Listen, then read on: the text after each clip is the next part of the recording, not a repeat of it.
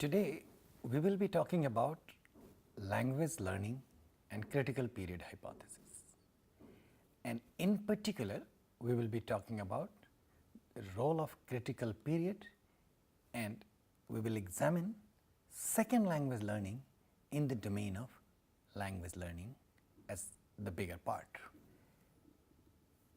We would like to situate this discussion about second language learning and critical period hypothesis in the understanding of language and society. We have attempted to understand first language learning through the diagram that you see on this screen. This diagram follows from mentalist framework of language learning. It represents what mentalist framework involves, and it underlines the primacy of human mind in learning the language. We have had a discussion on the nature of input and the nature of output as part of learning. Input is what is required for output. The disagreement or the addition is all about the role of human mind and the correspondence between input and output. Input comes from the society and output comes from human mind. So, what follows this understanding is crucial for us to understand. So, after this understanding and what follows from this is important for us to see, and we would like to discuss few things in order to situate the debate on second language learning, and then to see how all of this translates into understanding of the relationship between language and society. The language that is used in society by an individual could either be first language or second language and foreign language. And what we have been trying to locate so far is what is it that we call language and how does it get used in the society. So, what we have established so far, and we will start from there, that the mentalist framework gives us the following scenario. We have the output, and the framework has explained how such an output is possible at the age of 4 to 4.5 or 5 for a child. So, we would like to understand three terms in particular: first language, mother tongue and native language. These are the things which have very different and completely misplaced understanding in the domain of understanding how language works. I call this misplaced simply because most of the things that could be said about these three terms, namely first language, mother tongue and native language, does not seem to be following from the theoretical position on learning language. Rather, an understanding of these terms does not seem to be following even from an empirical understanding of how children acquire language. The theoretical understanding what comes from mentalist framework is primarily located in empirical domain. The fact that a 4-year-old child can come up with a grammatical sentence is no matter a surprise, is not anymore open for investigation. This is an empirical fact that a 5-year-old child, a 4-year-old child can really come up with grammatical sentences of the language that the child has acquired in the environment where the child has grown up and can carry on a sustainable conversation about anything in the language that the child has acquired. So, such an empirical fact only gets little bit of elaborated description, and the whole framework helps us understand little bit more in general. So what is that we need to talk about these terms? To begin with, so let us first briefly talk about what people would really want to understand. Most of the time, the term native language and the mother tongue is, these terms are defined as part of other markers of identity.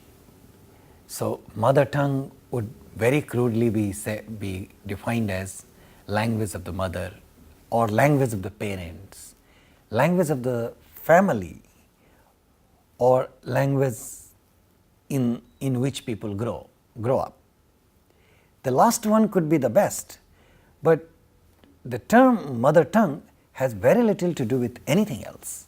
That is, it does not have to be language of the mother, language of parents, language of the family. Now, no matter how, but people would want to associate this term with either one of the three. At the same time, native language will often be equated with the idea that language being spoken in the place of which the speaker is a native. That is, a child born in Trivandrum would want to believe that the native language of the child is Malayalam because the language is spoken in Trivandrum is Malayalam. It also happens so, if a child is born in Trivandrum, lives in Trivandrum, then the native language is Malayalam. There is no difficulty with that. But it is also likely that that may not be the case. A child born out of Malayalam speaking parents, born in Trivandrum or for that matter any other place in Kerala where Malayalam is the predominant language, but does not live in Kerala, has moved to some place where Malayalam is not the primary language and lives in that place from the age of, let us say, 4 or 5 and continues living in that place. Let us take for example Delhi, where predominantly the language could be called Hindi. So, the native language of this child would be still considered or called Malayalam. That is the difficulty with this, with the generic understanding of these terms. However, what we would want to propose, or we would like to just underline, it is not new proposal, it just follows from the understanding of output, that what, and in short, here is the definition of these terms. Output equals to mother tongue, output equals to native language, output equals to first language. And we would like to spend a couple of moments here. The output of the child, it could be Malayalam, then the mother tongue is Malayalam, native language is Malayalam and the first language is Malayalam. If the child is born out of Malayalam speaking parents, but grew up in Delhi speaking Hindi, and the outcome of the output of the child is Hindi, then the mother tongue or the native language or the first language is going to be Hindi, is what follows from the understanding of mentalist framework of language. And it could get more complex than the simplistic explanation that we are proposing at this time. A child lives in America, after being born in Trivandrum, moved after the age of 4 or 5. Before the age of 5, the child could carry on a conversation in Malayalam, but moved to Washington DC, lives with English speaking neighborhood, lives and communicates with friends who speak English. In such a scenario, the first language or the mother tongue or the native language of the child is going to be English, and the Malayalam would take secondary space. Now, it is important here to add that output is equivalent to human competence in language, and a human competence of language is what defines native language, mother tongue or first language. Therefore, it is completely up to the individual to decide whether the native language or the mother tongue of the child is language A or language B, or a kind of language which is difficult for a child to name. It is possible that a child grows up speaking several languages at a time for the sake of lack of the name. Therefore, in that situation, the output is several languages. Now, for the first time in understanding the relationship between language and society, I would want you to understand that several languages, that is again nothing new, several languages as output is going to be the mother tongue of the child, is going to be the native language of the child. And for the first time, which is not mathematically viable, we can say first language of a child is going to be multiple languages, that is equivalent to output. Therefore, the first language of this child is going to be a combination of all of it, whatever is the name that we can conveniently call it. This is required for us to understand in order to put these terms in proper perspective, and in particular what follows from an understanding of output from the mentalist framework. Moving on, what follows from an understanding of output also is, and it is required that we understand the idea of second language and foreign language in the context. And while bringing in the idea of second language, we would like to make a distinction between first language and second language. So, anything that and everything that a child acquires before a certain age of maturity will be considered first language or first languages. Anything or everything that a child acquires or learns by putting in effort after a certain period of maturity would be considered second language. Then the distinction between second language and foreign language would lie in the availability of this language in the real world that the child interacts with, and here in this case will be a grown up child.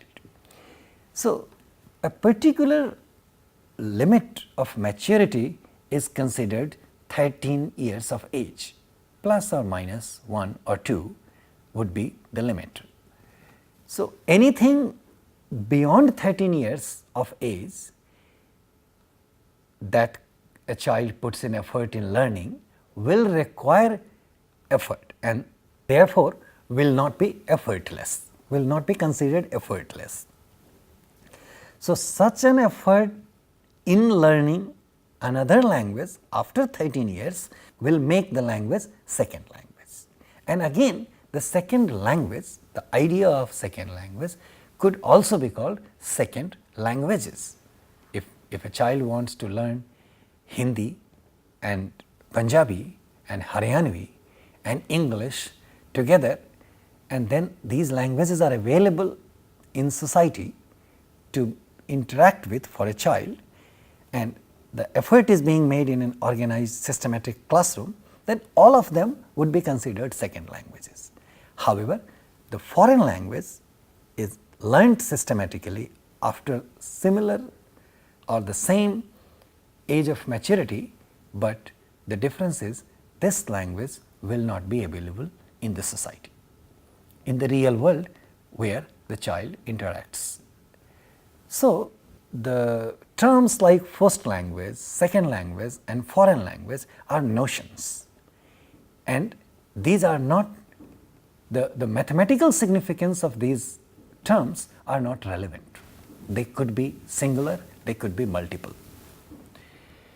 The idea of foreign language is not related to geographical boundaries. Any language, depending upon what stage of maturity we begin learning the language and who and where, whether in organized setup of a classroom or in a natural environment, we learn the language will define second language, and at the same time any language which is not part of this immediate society could be a foreign language in that society. For example, if someone begins learning Manipuri or Mizo or Santhali in Chennai, these languages could be considered foreign languages in Chennai. At the same time, learning Tamil in Imphal could be a foreign language for Imphal. Thus, these terms are going to be used several times. These terms are used in technical understanding. Also, these terms are used in general for referring to the points of discussion, but a clearer understanding about these terms is required for us to understand what follows hereafter. One more point that will be relevant in our understanding of second language learning, which we are going to discuss in a moment, is the level of maturity that we have mentioned, and that is the level of maturity which is known as critical period. So, 13 years of age is technically defined as critical period. So, let us first understand the notion of second language learning, and then we come back to critical period once again, and then we will evaluate both of them in the context of second language learning. So, learning a second language after a first language is already acquired is called second language learning. In other words, there are two things that are required for something to be called second language learning: certain age of maturity, that is 13 plus years, and the usual assumption is before 13 years the child would have already acquired first language. So, these two things have to be there for something to be called second language. Another important thing what follows from this definition is any language, if attempted before 13 years, if the child comes across that language before 13 years of age, let us say after 6, 7, 8, 9 or 10, it is possible that the language and the learning of the whole language could potentially turn into first language. Therefore, a certain level of maturity is required. Then a second language can be acquired in a structured way, as that will be in a classroom or by a tutor. So, the structured way is another requirement for learning second language. Another point for us to understand in this context is many children indeed acquire several languages as first language, as we have discussed in a multilingual environment. Little later we would like to underline that every environment is multilingual environment, and it is just not possible that any language is just one language. We have underlined it briefly in our discussions while understanding language and society at initial stage. That is where we were trying to define language as multilingualism. So, we would come back to the point that every language is multilingual, every environment is multilingual environment, but for the simplicity of our understanding, we would simply want to reiterate it again that it is possible that several languages could be learned as first language in a multilingual setting. take for example, we have discussed the examples, but just for the purpose take another one. A child born of a Bengali mother and a Punjabi father and growing up in New Delhi may acquire Punjabi, Bangla, Hindi and probably English at the same time as first languages. That's what we have been discussing in order to understand the terms. To clarify these terms with the help of what follows from a technical understanding of output. Similarities and differences are what play a very important role in acquiring a second language effectively. And here the similarities and differences between first language and the second language, which is also referred to in literature in general as L1 and L2. These differences can help us predict the kind of problems that will be faced by the learner. So, we will come back to that in a moment again. Let us see that L1 to L2 interference is considered positive if a structure exists in both the languages and enhances the chance of learner to acquire that features in L2 as well. Now, however, on the other hand, if there is a feature that is not there in L1, then it makes it harder for the learner to acquire L2. Take for example, someone who wants to acquire English, who wants to learn English and is a native speaker of Hindi. For a person like this, as we take the example of va and va. Now, Hindi does not make the distinction between two terms, as I would discuss on the board. I am talking about the terms like this and this. A word like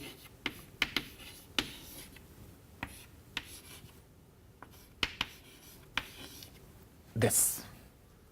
Now, please understand that these two sounds are phonemic in a language like English, but they are allophones in a language like Hindi.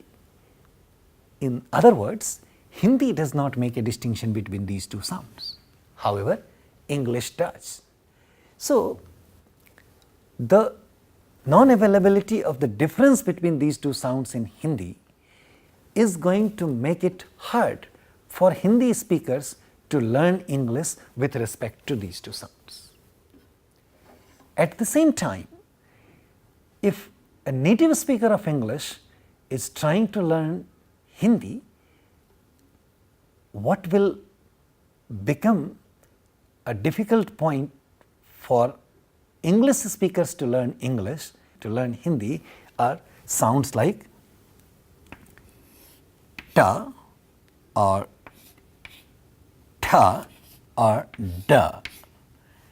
These are retroflex sounds, where the tip of the tongue curls back and hits the upper part of the hard palate or teeth reeds or the area in between. Now, English does not have these sounds. So, if someone wants to learn these sounds, and a language like Hindi has all these sounds available. So, for English speaker to learn Hindi, these sounds are going to cause difficulties.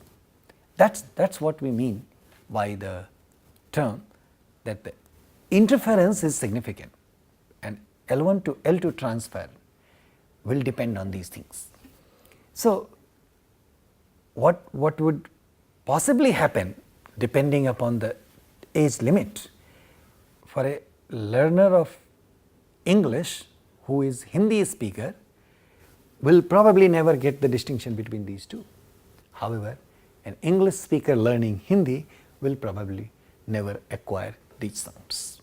Now, having defined what we call second language learning and having contrasted it with what we mean by first language learning, we would like to understand the critical period. This is also, there is a term which is called critical period hypothesis, and as I mentioned before, 13 years of age or 13 maturity at the age of 13 is considered critical period. And it is assumed and argued that languages learned prior to 13 will all fall into the basket of first language, and efforts made in learning language after this period will fall in second language. Now, let us understand in its historical context. In terms of generative approach of language learning, critical period refers to the time after which universal grammar is either not available or the access to universal grammar gets restricted to a great extent. In other words, once again, we simply want to say that after 13 years of age, the difference in learning and probably why we have to make conscious efforts in learning is because the access to universal grammar starts decreasing, and then we have to make an effort to access those things, those universal fundamental principles of language. Now, it is not fair to say that the access to universal grammar gets completely erased. Just a footnote on universal grammar, it is a combination of set of principles and a set of parameters. The set of principles refer to the common properties of language, and all languages spoken throughout the world have several common properties, common features.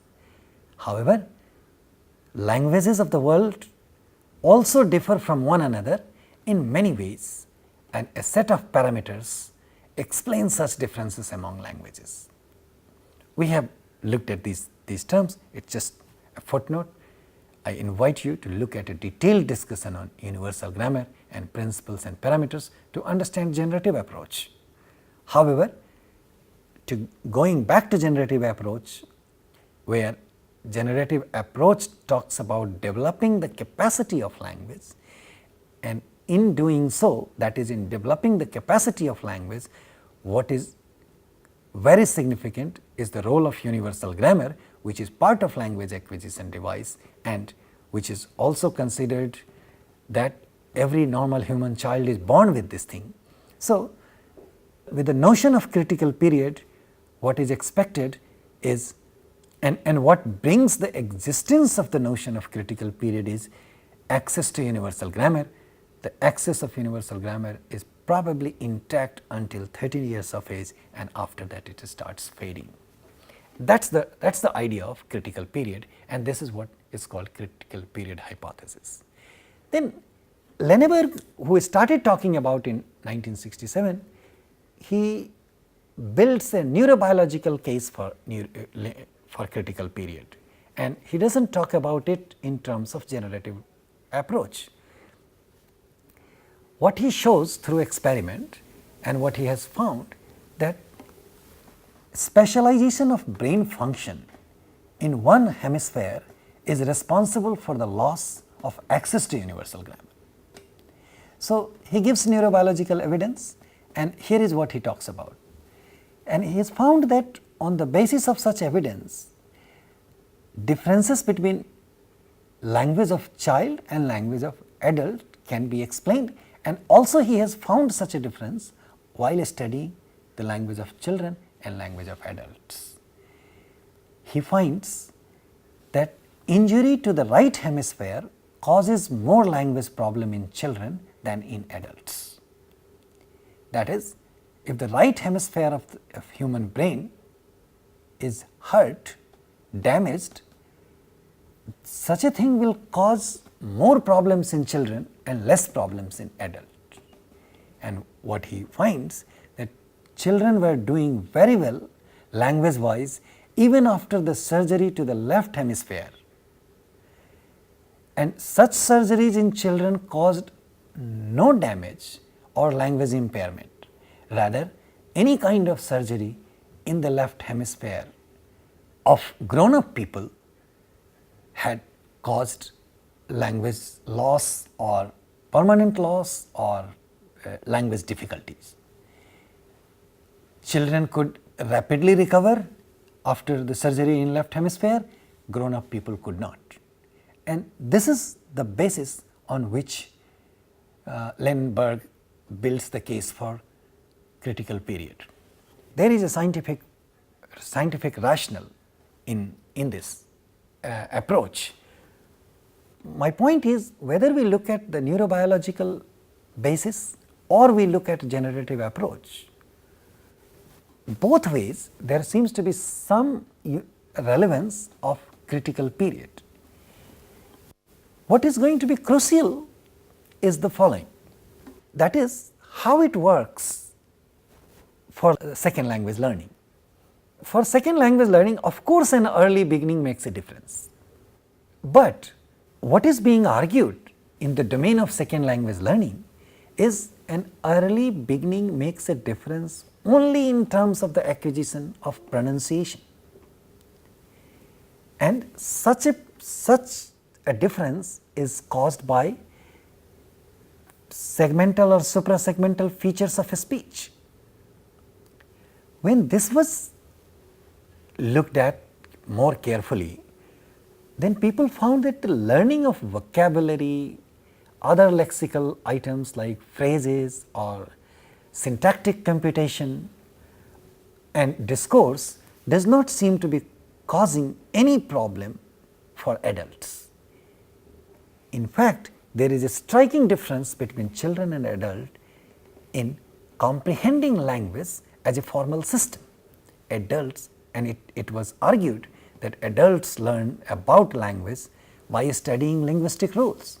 However, for young children, language is essentially a tool for exposing meaning. And Michael Halliday around 73 has discussed this, where he points out that young children respond not so much to what language is as to what language does. So, there are differences between children learning language and grown up people learning language. That has been established before, and that is why we call children learning language as first language acquisition and adult learning language as second language learning. But here is something new that we observe. For the purpose of learning second language, we are saying that the difference primarily lies in phonological features and not in syntactic domains, not in morphological domains. The language faculty is not lost at any point in maturation, even after critical period. That is, universal grammar is not completely lost. The only argument is whether it requires effort in accessing it, or is it available the same way all the time, but it is not lost completely. When people studied the difficulty in pronunciation, they studied the reasons why learning of pronunciation becomes difficult after a point of maturation, and they found the answer that lies in human physiology, which is the conditioning of vocal tract takes place too early while learning language, and a difficulty in attaining native like pronunciation is purely attributed to physical constraints of difficulty in the movement of muscles, jaws and tongue.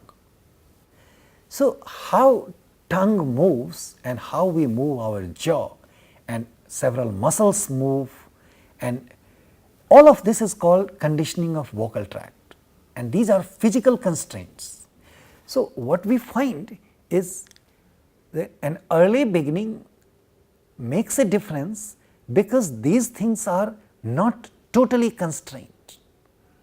It is possible to reset the movement of muscles, jaws and tongue if the attempt to learn language is made little early.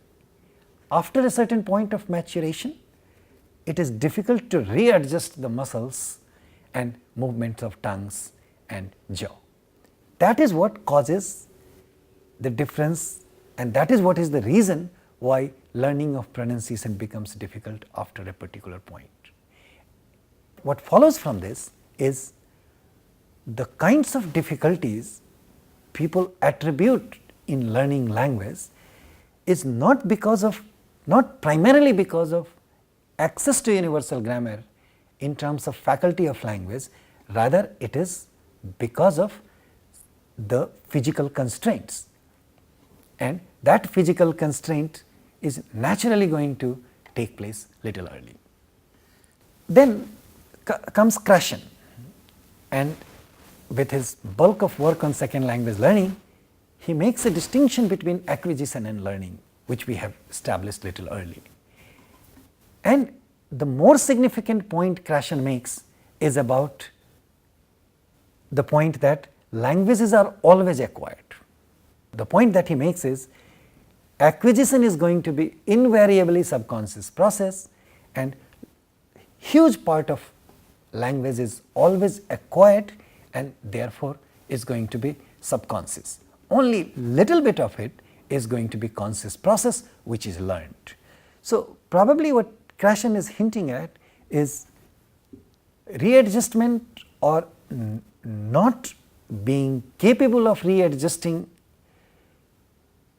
movements and physical constraints in pronouncing some of the sounds is going to be attributed to learning, whereas rest of it is going to be attributed to acquisition. The conclusion that we can draw here is it's not easy to answer the critical period hypothesis issue in the sense of second language learning. And some people even go to the extent of saying that it will be naive to say that language acquisition capacity suddenly changes after the age of 12 or 13. What they are saying is probably it does not, and what is responsible for what seems to be changing the capacity to learn language is located in physical constraints, and it is possible that there are different points for the growth of different aspects of learning, and it certainly seems to be the case for phonology. So, the difficulties of second language learning in some sense is attributed to phonological difficulties in getting native like pronunciation due to some segmental and suprasegmental features, which does not come to us because of the maturity of tongue, jaws and movement of muscles. Rest of the parts remains similar to that of acquisition, which takes place as first language. This discussion helps us understand all the developments in order.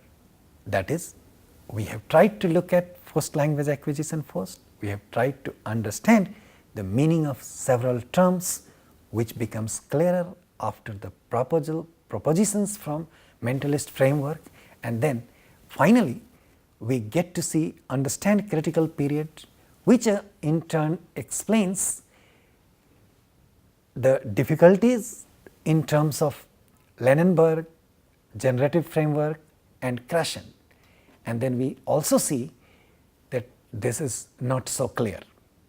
However, what is important to settle down with is there are differences between first language and second languages in terms of learning, whether they are located, whether they are possible and they become apparent because of access to universal grammar, or some sort of physiological maturity. That could be a matter of debate, but there remains a difference between first language and second language, first language acquisition and second language learning. In the repertoire of language that a speaker uses in the society, we find an interrelationship between the two. What we will be looking at hereafter is how does it work in society. We will be looking at examples of those things to understand this. Thank you.